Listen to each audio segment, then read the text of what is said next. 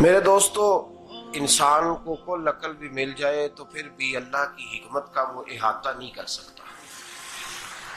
رب کریم کو زیادہ پتہ ہے کہ ہمارے لیے کون سی چیز بہتر ہے اور کون سی چیز ہمارے لیے نقصان کا باعث ہے۔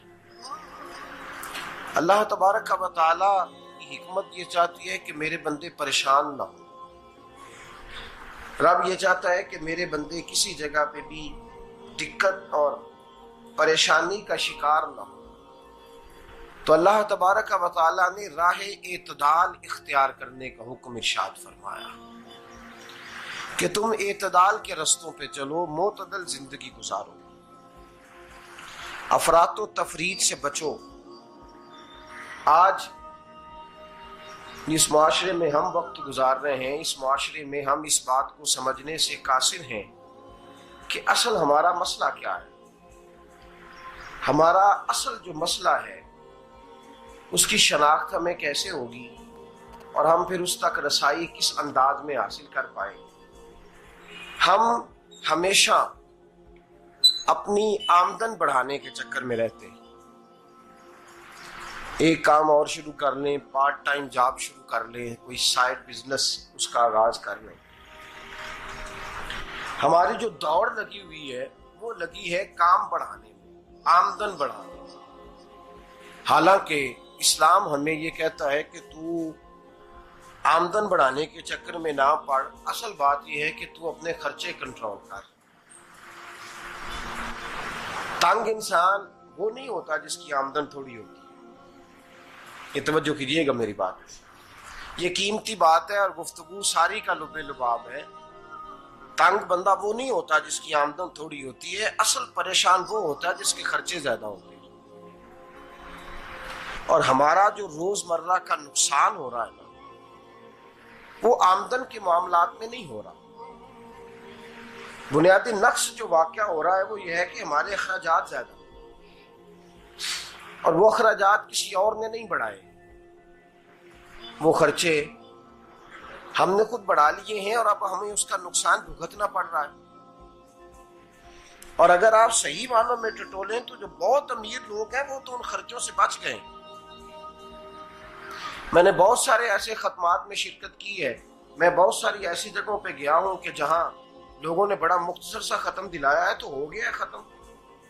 ختم کے معاملے میں کب کسی نے پابندی لگائی ہے کہ اس میں 200 آدمی شریک ہوگا تو تب یہ سال ثواب صحیح ہو سکے گا؟ کون کہتا ہے؟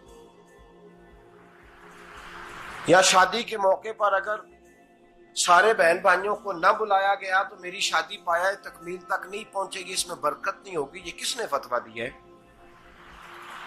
معتدل زندگی کا اسلام حکم دیتا ہے۔ میں پڑھ رہا تھا کہ ایک بہت بڑا صدر ہے، غالباً سوڈان کے صدر کی بات ہو رہی تھی، تو اپنے بیٹے کی بارات لے کے گیا تو 4 لوگ گئے ہیں بارات اور 15 لوگوں کا اس نے اہتمام کیا اپنے گھر میں کھانا کھانے کا، تو کیا شادی ہو گئی کہ رک گئی؟ تو بھائی راگ الاپنا اس بات کا کہ بڑی پریشانی ہے، کوئی سائیڈ بزنس شروع کیا جائے فلان جگہ فلان جگہ فلان جگہ، تو اصل معاملہ یہ ہے کہ پہلے ایک بندہ کماتا ہے تو پھر بھی گھر ہی چلتا ہے، پھر بڑا بیٹا ساتھ شامل ہوتا ہے تو پھر بھی گھر ہی چلتا ہے، پھر منجلا بیٹا شامل ہوتا ہے تو پھر بھی گھر ہی چلتا ہے۔ جو رونا دادا جی رویا کرتے تھے کہ بڑی مصیبت ہے، بڑی مشکل ہے، گاؤں میں رہ اکیلے ہوتے تھے اور وہ 5 بچوں کو اور 4 بچیوں کو وہ پالتے تھے، تو جو وہاں پریشانی تھی وہی آج پریشانی شہر میں آ کر پڑھ لکھ کر موٹی تنخواہ لے کر وہی پریشانی ہمیں ہے۔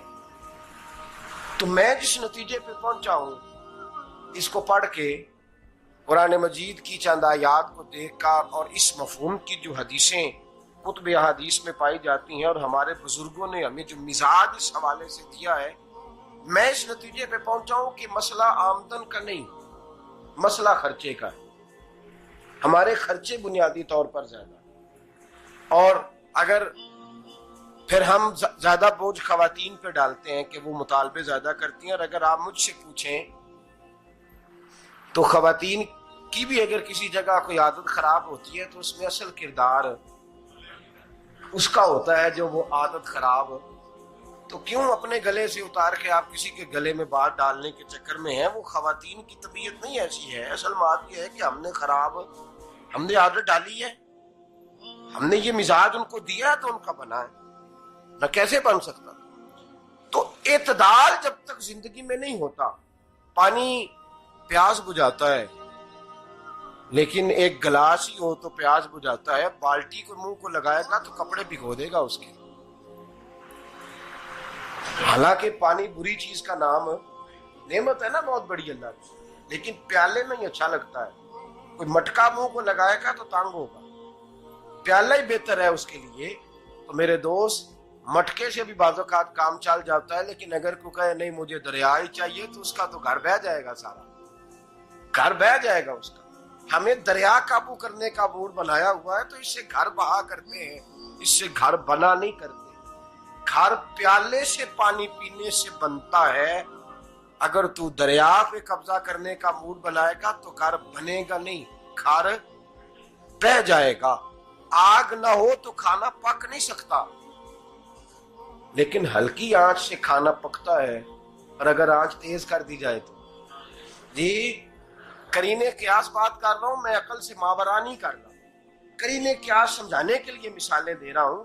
ہلکی آنچ پہ کھانا پک جاتا ہے اور آگ تیز ہو تو کھانا جل جاتا ہے. تو کھانا اتنی دیر کھانے کے قابل رہتا ہے جب تک وہ ہلکی آنچ پہ پکتا ہے. تو جتنی مرضی تو کہتا ہے نہیں میرا گزارے نہیں، آگ تیز ہونی چاہیے، تو میاں جل جائے گا، جل جائے گا. ہوا نہ ملے تو سانس نہیں آتی، ٹھیک ہے؟ آکسیجن نہ ہو تو سانس، ہوا نہ چلے تو گزارا نہیں ہوتا. لیکن اگر تیز چلے نا، اگر تیز چلے تو آندھی اور طوفان بن جائے تو چھتیں گرا دیتی ہے، جانیں لے لیتی ہے.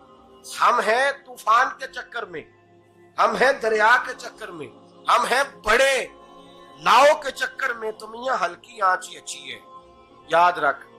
اور ایک گلاس پانی کا اعتدال سے ملتا رہے تو وہی ملتا رہے، ضرورت کے وقت وہی بہتر ہے. تو پورے دریا پہ قبضہ کرنے کا پروگرام نہ بنا، تانگ ہو جائے. اور میرے عزیز یاد رکھ، ہوا سانس لینے کے مطابق ملے تو وہی اچھی ہے، جو سانس بند کرنے پہ آ جائے وہ ہوا اچھی. ہم نے چکر چلا لیا ہے کہ زیادہ پیسہ، راتوں رات پیسہ، لمبا پیسہ، یہ پلاٹ بھی میرا، وہ پلاٹ بھی میرا، گجرانوالا بھی، گجرات بھی، لالا موسیٰ کھاری اور پنڈی تک جہاں میں جاؤں میرے نام کی تختیاں لگی ہوئی ہونی چاہیے. اسلام منع کرتا. کسی صحابی نے اپنے بچے کی شادی پر اپنے گھر میں لائٹنگ نہیں کرائی، لیکن آپ کو دنیا کا کوئی عالم یہ فتویٰ نہیں دے سکتا کہ لائٹنگ کرانا حرام ہے. آپ شادی کے موقع پہ ساری گلی سجا لو، آپ ساری چھتوں پہ لائٹنگ کرا لو، کوئی آدمی یہ آپ کو فتویٰ نہیں دے سکتا کہ شادی کے موقع پر لائٹنگ کرانا جائز نہیں. کبھی سنا ہے آپ نے کسی سے؟ بولیے. یہ جائز ہے، جائز پیسے ہیں تو ٹھیک. بلکہ میں اس سے آگے بڑھتا ہوں، اس سے تھوڑا اور آگے جاتا ہوں. حضرت عائشہ صدیقہ رضی اللہ تعالیٰ عنہ فرماتی ہیں میرا جو کمرہ تھا نا جس میں حضور کے ساتھ رہتی تھی اور ایک لمبا زندگی کا عرصہ گزارا، اس میں 3 آدمی سو سکتے تھے، چوتھے کے لیے جگہ ہی نہیں تھی اور کچا تھا. کھجور کے تنے کھڑے کر کے اس پر کھجور کے پتوں کی چھت ڈالی گئی تھی. میں جب ہاتھ اٹھاتی تھی تو میرا ہاتھ اپنی چھت کو چھو جاتا تھا. یہ ہے سنت نبی پاک کی، یہ حضور کا طریقہ ہے. بتائیے پکے گھر میں، لینٹر والے گھر میں رہنا جائز کہ ناجائز؟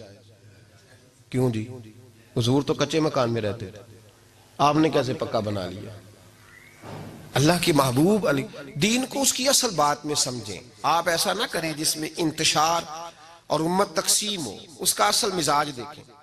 مہندی کے موقع پہ اگر کوئی آدمی 6 دیگیں دال چاول کی پکاتا ہے تو منع نہیں، جائز پیسوں سے پکائے. انہیں لائٹنگ لگوائی، کوئی منع نہیں. سارے محلے کو کھانا کھلایا، کوئی منع نہیں. بلکہ نبی پاک نے فرمایا بہترین مسلمان ہی وہ ہے جو سلام پہلے لے اور روٹی زیادہ کھلائے، تو بہترین مسلمان ہے.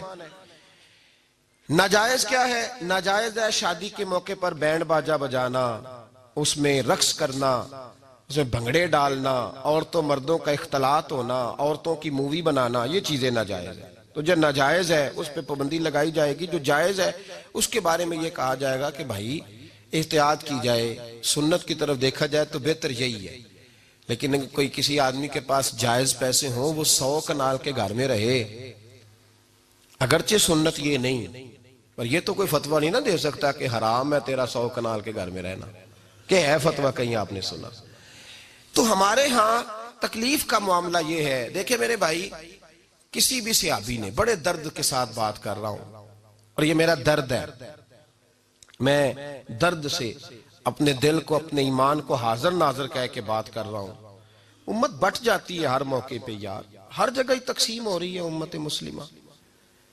ہر روز کچھ نہ کچھ فتوے ایسے مل جاتے ہیں جس میں دراڑیں پڑتی ہیں.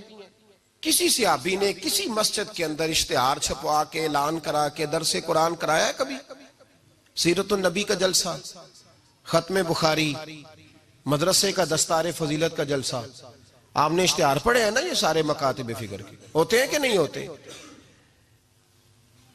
کسی صحابی نے اس طرح، وہ تو روز درس قرآن دیتے تھے، لیکن اس طرح اشتہار چھپوا کے، پوسٹر لگا کے، اور مصر سے کسی صحابی کو اسپیشل بلوا کے یا یمن سے بلوا کے مسجد کے اندر کبھی درس قرآن کے اجتماعات کرائے، سیرت النبی کے جلسے، ختم بخاری کے؟ او بھائی یہ ساری چیزیں حضور کے صحابہ کی سنت سے مروجہ انداز میں ثابت نہیں. مجھے بتا میرے بھائی، میں درد کے ساتھ تجھ سے سوال کرتا ہوں کہ سیرت النبی کے جلسے میں تو پشاور سے مولانا بلائے، پنڈی سے بلائے، تو گجرات اور کراچی سے لوگوں